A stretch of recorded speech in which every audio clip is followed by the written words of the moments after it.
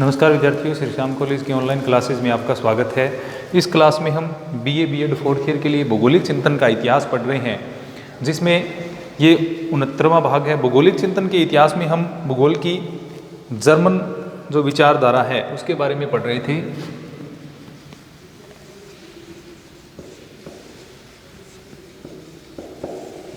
German school of geography, German विचारधारा, इसमें Alexander वान Humboldt का जो योगदान है उसके बारे में हमने पढ़ा है।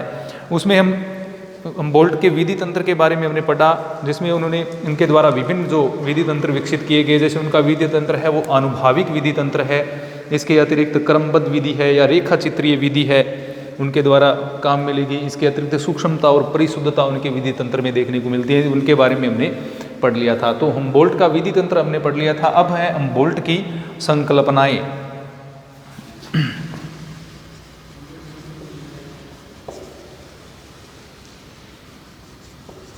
हम्बोल्ट की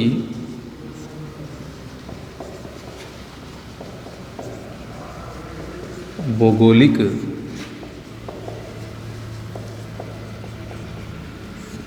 संकल्पनाएं। किस प्रकार से हम्बोल्ट के द्वारा विभिन्न प्रकार की जो संकल्पनाओं का, विभिन्न प्रकार के जो कॉन्सेप्ट्स हैं उनका डेवलपमेंट किया गया, विकास किया गया, उनके बारे में हम पढ़ेंगे। जैसा कि हम जानते हैं, आधुनिक जो भूगोल है या वैज्ञानिक भूगोल की स्थापना में, उसके विकास में हम्बोल्ट का जो योगदान है वो अति महत्वपूर्ण माना जाता है। सर्वाधिक योगदान इनका है, प्रारंभिक योगदान इनका रहा है। भूगोल को एक वैज्ञानिक विषय के रूप में स्थापित करने का, संस्थापित करने का जो श्रेय है वो किसको जाता है? हम्बोल्ट को। भूगोल को वैज्ञानिक विषय के रूप में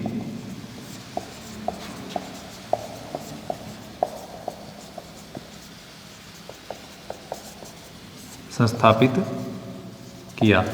तो भूगोल की वैज्ञानिक विषय के रूप में स्थापना करने का जो श्रेय है वो हम्बोल्ट को ही जाता है। इनके द्वारा संस्थापित करने में अति महत्वपूर्ण और अग्रणी कार्य किए गए। इनके द्वारा भूगोल में विभिन्न संकल्पनाओं का प्रतिपादन किया गया, यानी इनका जो विधि तंत्र है उसके आधार पर और इसके अतिरिक्त इन्होंने भूगोल में कौन कौन सी नई चीज़ों को जोड़ा, कौन कौन सी संकल्पनाओं का विकास है वो इनके द्वारा किया गया, उसके बारे में हम पढ़ेंगे। जैसे सबसे पहले जो भूगोलिक की संकल्पना इनके द्वारा विकसित की गई वह थी मानव ग्रह के रूप में भूतल।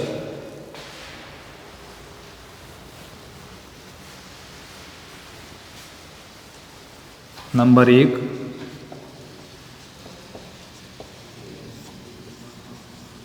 मानव ग्रह के रूप में भूतल। किस प्रकार जो पृथ्वी तल है वो मानव का निवास ग्रह है, यानी इसमें पृथ्वी को मानव का निवास बताया गया है, मानव का आवासीय स्थान है वो बताया गया है। तो हम्बोल्ट का विचार था कि भूगोल में पृथ्वी तल का अध्ययन है वो मानव ग्रह के रूप में किया जाता है। हम्बोल्ट क्या मानते थे कि पृथ्वी तल का अध्ययन मानव ग्रह के रूप में किया जाता है। यानी पृथ्वी तल है वो मानवीय आवास का स्थान है, इसलिए उसका मानव ग्रह के रूप में अध्ययन किया जाता है। और हम पृथ्वी का अध्ययन इसलिए ही करते हैं क्योंकि वह मनुष्यों का निवास स्थान है। इसीलिए हम पृथ्वी का अध्ययन करते हैं, पृथ्वी तल का अध्ययन करते हैं, क्योंकि मनुष्य पृथ्वी तल पर रहता है, मनुष्य पृथ्वी पर रहता है। इसीलिए क्या है, पृथ्वी तल का अध्ययन है वो मानवीय निवास ग्रह के रूप में इसका अध्ययन है वो किया जाता है। तो मानव निवास के या मानव ग्रह के रूप में पृथ्वी तल का अध्ययन है वो भूगोल में किया जाता है। और ये संकल्पना जो है हम्बोल्ट की वो वर्तमान में भी मान्य है कि पृथ्वी या भूतल जो है मानव का निवास ग्रह है या मानव का निवास स्थान, उसको मान करके उसका अध्ययन किया जाता है। किस प्रकार वह मानव से प्रभावित होता है और किस प्रकार से पृथ्वी तल है वो मानव को उसके विभिन्न स्वरूपों के द्वारा मानव प्रभावित होता है, इन सारी चीज़ों का अध्ययन है वो किया जाता है। यानी पृथ्वी तल को मानव का ग्रह या निवास ग्रह मान करके वर्तमान में भी इसका अध्ययन है वो किया जाता है। मानव ग्रह के रूप में पृथ्वी तल का अर्थ उस भूभाग से होता है जिस पर क्या होता है, मानव निवास करता है, जिस पर रहता है, जिस पर खेती करता है, जिसके ऊपर अपन विभिन्न आर्थिक क्रियाकलाप करता है, निवास स्थान उसके द्वारा बनाए गए हैं, तो उस तल का इसमें अध्ययन किया जाता है। यानी जिसका पृथ्वी तल का अध्ययन अर्थात उस तल का अध्ययन जिस पर मानव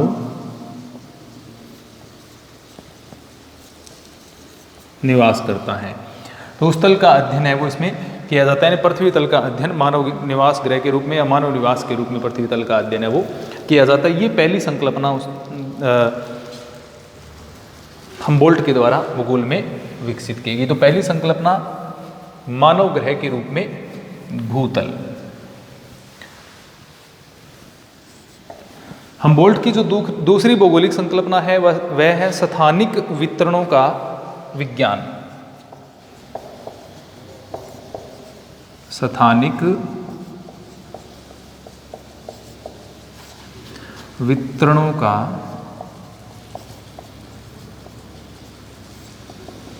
विज्ञान। तो पहली संकल्पना जैसे थी earth surface as a human home, इसके अलावा साइंस ऑफ सेप्टाइल डिस्ट्रीब्यूशन, यानी हम्बोल्ट जो है वो भूगोल के विश्व के स्थानिक वितरणों का विज्ञान या क्षेत्रीय वितरणों का विज्ञान भूगोल को मानते हैं। विश्व के क्षेत्रीय वितरणों का विज्ञान भूगोल को मानते हैं। क्षेत्रीय वितरण हम क्या कह सकते हैं, इसको स्थानिक वितरण भी कह सकते हैं, सेप्टाइल डिस्ट्रीब्यूशन भी इसको कहा जा सकता है। और इसे अन्य भूगोलवेताओं ने भी स्वीकार किया। और यह स्थानिक वितरण की जो संकल्पना है ये भूगोल की एक मौलिक संकल्पना बन गई। स्थानिक वितरण की संकल्पना ही भूगोल को अन्य जो क्रमबद्ध या वर्गीकृत विज्ञान है उसमें से एक स्वतंत्र विषय के रूप में एक अलग अपनी पहचान है वो प्रदान करती है। यानी स्थानिक वितरणों का अध्ययन है वो भूगोल में किया जाता है। प्रत्येक स्थान है वो एक दूसरे से किस प्रकार से भिन्न है और किस प्रकार से एक स्थान से दूसरे स्थान में विभिन्न प्रकार के वितरण है वो देखने को मिलते हैं। क्षेत्रीय वितरणों में किस प्रकार भिन्नता देखने को मिलती है, विभिन्न वस्तुओं के या विभिन्न जो भू स्वरूप हैं या जो जलवायु संबंधी है। तो स्थानिक वितरण जो होते हैं यानी स्थान विशेष पर जो चीज़ें मिल रही हैं, स्थान विशेष पर जो वितरण पाया जाता है किसी वस्तु का, विषय वस्तु का, विशेष वस्तु का, उसका अध्ययन है वो इसमें किया जाता है। यानी स्थानिक वितरणों का विज्ञान हम इसको कह सकते हैं। कौन सी चीज़ कहाँ पर क्यों कैसे कब पाई जाती है, इन सारी चीज़ों का अध्ययन है वो भूगोल की विषय वस्तु में आता है। तो इन्होंने स्थानिक वितरणों का विज्ञान भी भूगोल को माना। इसके बाद में इनकी संकल्पना थी सामान्य भूगोल ही भौतिक भूगोल। यानी सामान्य भूगोल, जैसे कि हमने भूगोल में द्वैतवाद की बात करी तो उसी समय से यहाँ पर दो शाखाएं विकसित हुई भूगोल में, सामान्य भूगोल और विशिष्ट भूगोल। तो इनके द्वारा कहा गया सामान्य भूगोल ही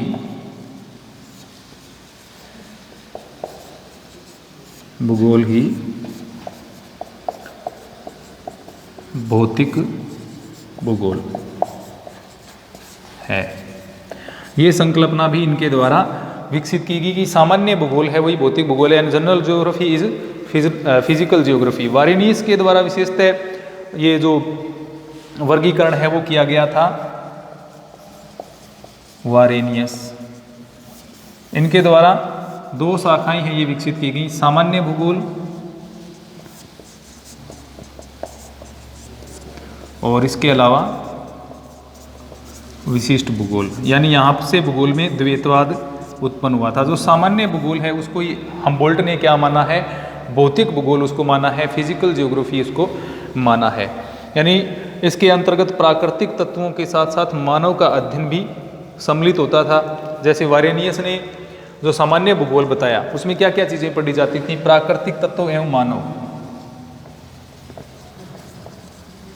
प्राकृतिक तथ्य एवं मानव का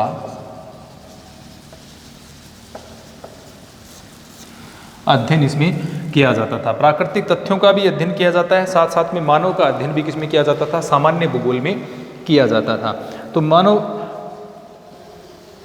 तब तक भौतिक भूगोल और मानव भूगोल ये दोनों का वर्गीकरण इसमें नहीं हुआ था, यानी सामान्य भूगोल और विशिष्ट भूगोल दो शाखाएं भूगोल की थी, लेकिन इसमें वर्गीकरण क्या नहीं हुआ था, भौतिक भूगोल जिसमें प्राकृतिक तथ्य भू स्वरूपों का अध्ययन किया जाता है, पृथ्वी की उत्पत्ति आदि चीज़ों का अध्ययन किया जाता है, मानव का अध्ययन जिसमें किया जाता है उसकी शाखा कौन सी होगी, मानव भूगोल। लेकिन यहाँ तक सामान्य भूगोल का वर्गीकरण हुआ था, ना कि मानव भूगोल एवं भौतिक भूगोल अलग अलग शाखाओं के रूप में विकसित हुए थे। तो हमबोल्ट ने सामान्य भूगोल के लिए भौतिक भूगोल शब्दावली का प्रयोग किया था। सामान्य भूगोल को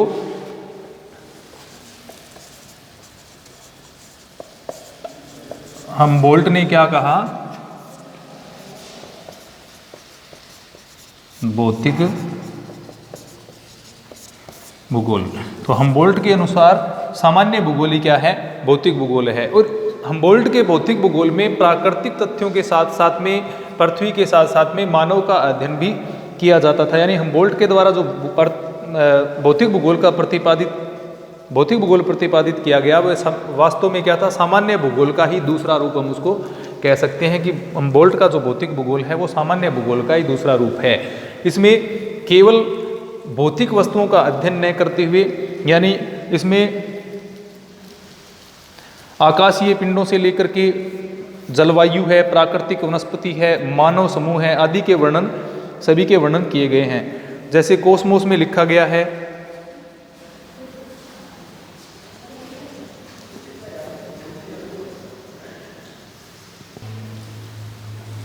तो वारेनिस के द्वारा जो सामान्य भूगोल बताया गया वो ही क्या है, जो हमबोल्ट हैं उनके द्वारा भौतिक भूगोल है वो बताया गया है। इसमें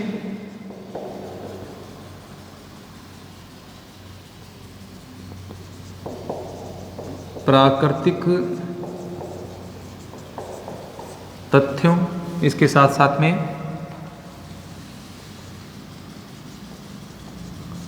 जलवायु, साथ में मानव समूहों का वर्णन, ये सारी चीज़ें इसमें एक साथ में ही आती हैं। इसलिए जो वारेनिस के द्वारा वर्णित सामान्य भूगोल है वही हमबोल्ट का क्या है, भौतिक भूगोल है वो हम कह सकते हैं। कोस्मोस में इन्होंने लिखा है कि भौतिक भूगोल का उद्देश्य सजीव और निर्जीव प्रकृति के मध्य संबंध श्रृंखला का अध्ययन करना है। कोस्मोस में इन्होंने क्या लिखा है, भौतिक भूगोल का उद्देश्य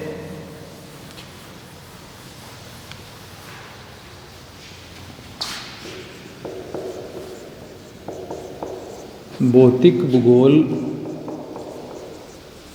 का उद्देश्य सजीव एवं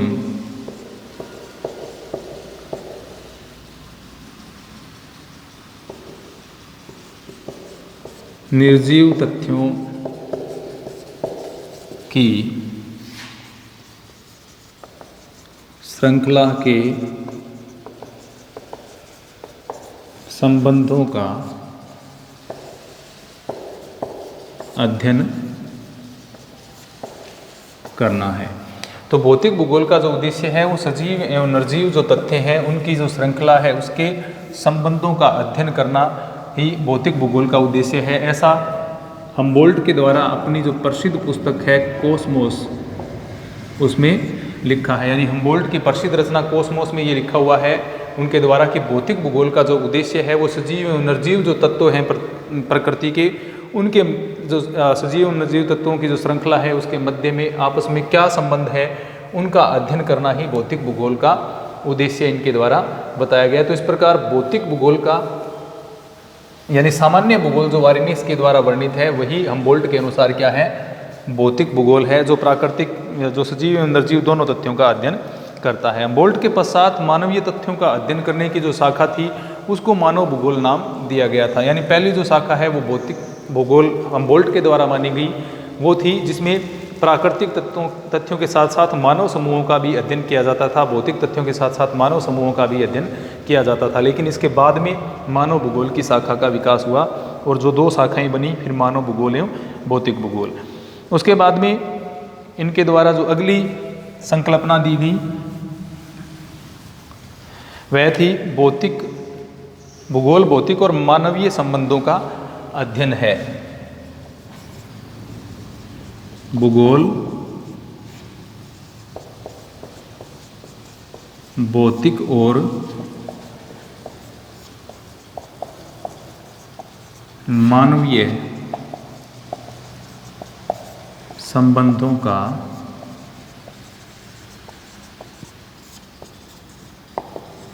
अध्ययन है। भूगोल भौतिक एवं मानवीय संबंध, किस प्रकार से भौतिक कारकों एवं मानव के मध्य संबंध पाए जाते हैं। यानी हमबोल्ट का विचार है कि जैव और अजैव तत्वों में प्राकृतिक संबंध और मानव और प्रकृति के मध्य जो संबंध पाए जाते हैं उनका विश्लेषण करना ही भूगोल है। यानी भूगोल में भौतिक एवं मानवीय संबंध जो है विभिन्न प्रकार के तत्व हैं, जैसे जलवायु एवं मनुष्य के मध्य संबंध है, विभिन्न भू स्वरूपों एवं मनुष्य के मध्य संबंध है, धरातलीय स्वरूपों के एवं मनुष्य के मध्य संबंध है, जैसे मैदान में मनुष्य ने कृषि प्रारूप विकसित किया है, या विभिन्न जलवायु प्रकारों में विभिन्न प्रकार के ग्रहों का निर्माण मनुष्य के द्वारा किया जाता है। तो किस प्रकार से भौतिक एवं मानवीय संबंध जो तत्व हैं वो एक दूसरे से जुड़े हुए हैं, इनका अध्ययन करना ही इनके अनुसार भूगोल है। यानी जैसे कोसमोस में बताया कि भूगोल की प्रकृति बताते हुए लिखा है कि समस्त सजीव और निर्जीव तत्व हैं उनका पारस्परिक संबंध होता है।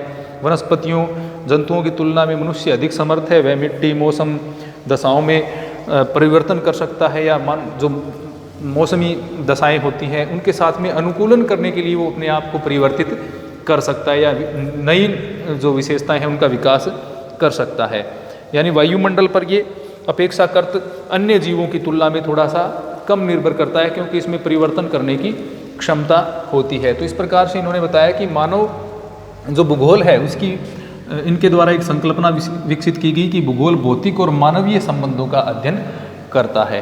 वनस्पतियों और जंतुओं की तुलना में मानव पर, जैसे कि हम जानते हैं, वायुमंडल का नियंत्रण कम है, फिर भी मानव के लिए जो पार्थिव जीवन है या भौतिक तत्वों के साथ मानव का संबंध है वो क्या होता है, विशेष होता है। बिना भौतिक संबंध, यानी मानव एवं भौतिक जो पदार्थ हैं उनमें पारस्परिक संबंध के बिना, संतुलन के बिना है वो किसी भी प्रकार की हम संकल्पना है वो नहीं प्रस्तुत कर सकते, ऐसा इनका मानना था। इसके बाद में इन्होंने तथ्यों की विषमांगता,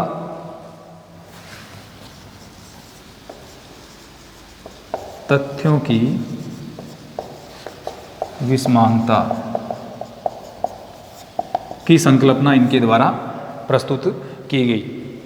यानी जैसे हम बोल्ट के अनुसार क्रमबद्ध विज्ञानों के अध्ययन में तथ्यों की समरूपता में संगामता पाई जाती है, किंतु अध्ययन करने के लिए क्या होता है कि विषमता और भिन्नता हमें देखनी पड़ती है। एक स्थान से दूसरे स्थान पर जो तथ्य विद्यमान होते हैं, यानी एक स्थान से दूसरे स्थान पर हम जाएंगे तो वहाँ के जो तथ्य हैं वो दूसरे स्थान के जो चीज़ें हैं उनसे क्या मिलेंगी, भिन्न मिलेंगी। जैसे एक स्थान की जलवायु दूसरी स्थान की जलवायु से भिन्न होती है, एक स्थान की मिट्टियाँ हैं वो दूसरी स्थान की मिट्टियों से अलग मिलेंगी, एक स्थान की वनस्पतियाँ दूसरे स्थान की वनस्पतियों से भिन्न है। तो तथ्यों की विषमांगता पाई जाती है। इनके अनुसार एक स्थान से दूसरे स्थान पर अगर हम जाएंगे तो उसमें तथ्यों की विषमांगता का अध्ययन है वो भूगोल में किया जाता है। यानी एक स्थान से दूसरे स्थान पर विद्यमान तथ्यों में कुछ न कुछ भिन्नताएं पाई जाएंगी और जिनका विश्लेषण करना, जिनके बारे में संश्लेषण विश्लेषण करना, जिनका पर्यवेक्षण करना ही एक भूगोलवेत्ता का क्या होता है, उद्देश्य। एक स्थान से दूसरे स्थान पर हम जाते हैं, जैसे उष्णकटिबंधीय जलवायु, आर्द्र जलवायु में वनस्पतियाँ, मृदा, जीव जंतु अलग पाए जाते हैं। इसके विपरीत शीतोष्ण और उष्ण जो शुष्क जलवायु है उसमें, या मरुस्थलीय जलवायु जो होती है उसमें विभिन्न प्रकार के जीव जंतु अलग पाए जाएंगे उष्ण आर्द्र जलवायु की तुलना में। पेड़ पौधे अलग पाए जाएंगे, मिट्टियाँ अलग पाई जाएंगी, वहाँ का जो पर्यावरण है उसमें अलग कुछ भिन्नताएं देखने को मिलेंगी। तो तथ्यों की विषमता का अध्ययन करना भूगोलवेत्ता का, विषमता का अध्ययन करना